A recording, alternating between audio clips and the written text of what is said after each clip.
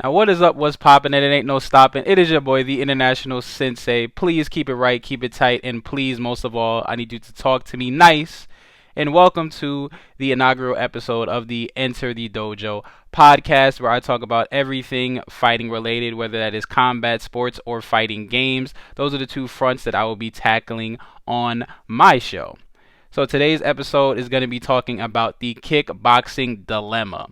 One of the biggest issues that I've seen across my years in martial arts, as well as just as a fan of the sport of kickboxing, is that there's so many different styles, there's so many different nuances and all these different leagues and things like that, that it kind of dilutes the art of kickboxing. I mean, there's no one universal set of rules that kickboxers follow, and it could get to be a bit of it kind of divides the community in a lot of ways. But before I get into that more deeply, again, I am the International Sensei. I have 20 plus years of martial arts experience that includes boxing, taekwondo, jiu-jitsu, Muay Thai, capoeira, a bunch of different styles, but I've been doing it all my life, and I love it. And I just really want to talk about the arts and my take on the arts, as well as, of course, fighting games, which will be handled in other episodes. But on this episode, we're sticking with the kickboxing dilemma. And I don't know, man. I think it's really tough. I mean, you have these organizations like Bellator that does kickboxing. You have Glory that does kickboxing. And you have all those big Muay Thai organizations. You have Lethway Championships. You have the Karate Combat Championship that Boss Rutan owns and runs as well. I mean, he doesn't own it, but he is a very focal point. He's a caster for it, and I enjoy that. I mean, I enjoy all styles of kickboxing because I am a fight nerd, but I feel like at some point there needs to be like a universal rule set that somewhat accommodates everyone and doesn't ignore certain styles. Like, I think for me, when I was much younger, there was this thing called the World Combat League that was ran by Chuck Norris, and it was awesome. It was an awesome league, but one of the biggest problems I noticed is that, one, there were never leg kicks. There wasn't really a ton of clinch work. So a lot of the Muay Thai guys, really a big part of their offense, which is like leg kicks and stuff like that, it really kind of like diluted the Muay Thai fighter out of that league, because there was a lot of karate guys, a lot of taekwondo guys that didn't need to worry about, oh, I gotta check this leg kick, I gotta watch for the oblique kick that shouts out to the legendary Joe Rogan, who coined the phrase, the oblique kick that John Jones uses. But you don't have to worry about that stuff when you follow certain rules, or if you go to a style like karate combat, where there's certain things that you don't get to do, but then you have things like throws, you have takedowns in karate combat, or there's even certain kickboxing leagues where you get points for takedowns, but you don't do ground and pound. So you'll get a clinch, and if you take your opponent down, that's your point, and then you stand back up. So it's just kind of weird. Like, there's so many different individual rule sets for all these different pro leagues, and I just feel like a couple of them need to find like a common ground.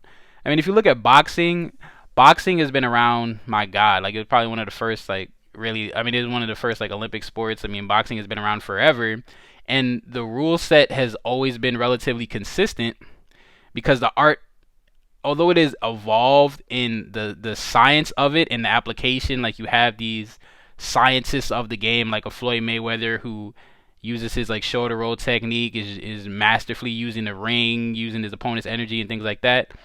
But you know what you're watching at all times. You're not gonna be a person that comes into boxing and can't grasp what's going on in a span of a couple minutes.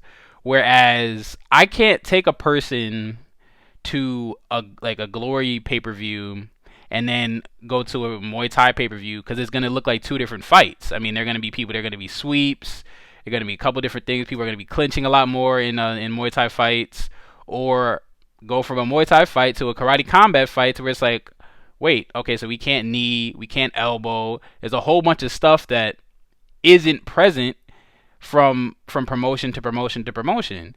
Boxing has a crap ton of promotions. I mean, there's like 10,000 boxing freaking promotions, but every boxing promotion follows the same rule set.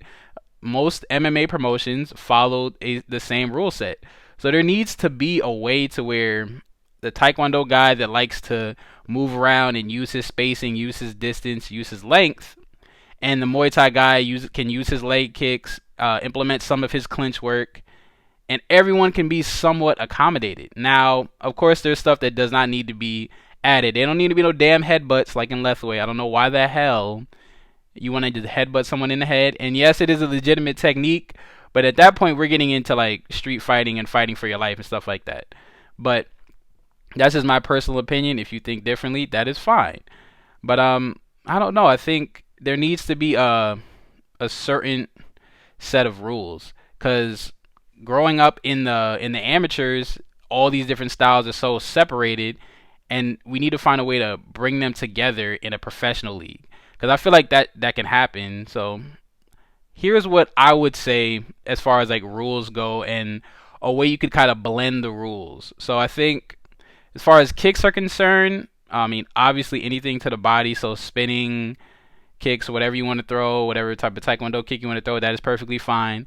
Leg kicks should definitely be allowed. I'm not the biggest fan of the oblique kick, as far as like the side kick to the knee and things like that, but that should be allowed. I would say no sweeps, no takedowns, just for the simple fact that I feel it could start to, I don't know, I could start making very boring fights, because it could be guys that literally just hook and sweep all day. But then again, you do have to kind of prepare for that. But I would say as far as like a kickboxer, I would say no sweeps, no takedowns. Keep it standing like you do in boxing, keep it standing. So I would say kicks all day, punches, knees should be allowed, elbows should be allowed, and similar to boxing, a little light clinch work, so to make your fighters be able to fight out of the clinch. If they want to do a Muay Thai clinch, throw a couple knees, you could do that, but break them after a certain amount of time, a short period of time. Don't just let the guy just keep like throwing his neck around. But I think like I mentioned before, Glory does have that rule set that is kind of appeasing to a large majority of people, but I feel like a lot of other organizations can adopt it, and then maybe Glory could add like one or two more things. I think they should add elbows. I would just say that because I mean a lot of Muay Thai guys use elbows. I feel like you need to accommodate every style, man. I feel like it's possible possible within reason. I mean, you're not going to be able to accommodate a Lethway fighter who is doing like a jab cross into a headbutt. You're not going to be able to accommodate that. No one wants to see that. As far as like a casual fan, even myself, and I love fights, but I was like cringing when I watched Lethway. I'm like, dude, like this dude is really just throwing headbutts. But that's neither here nor there. But you have to make it so where like a guy like a Raymond Daniels or a Wonderboy Thompson can use their karate, use their taekwondo styles, move around, throw their spinning techniques, and have their space. But where a guy like Penamrong, sorry if I'm pronouncing that name wrong, but he can have his ability to stay in the pocket, use his Muay Thai, use his leg kicks, do a little bit of clinch work, and not feel like, okay, now I got to play by a whole different set of rules where I can't do my main game plan, but he's doing everything that he's learned. You know what I mean? So I feel like it's possible. It's very possible. But the problem is now there's so many organizations trying to almost one up themselves. Like when I was young, it was the World Combat League. Now it's Karate Combat. There's Glory. I mean, now I've seen like in Korea, there's like a Pro Taekwondo League. It's just there's Kyokushin leagues. Like there's all this massive mound of shit that you got to just sift through, and it's a pain to kind of go through all that stuff, because it's like it dilutes the art of kickboxing. And I didn't even mention Dutch kickboxing, for God's sake. That's another style of kickboxing.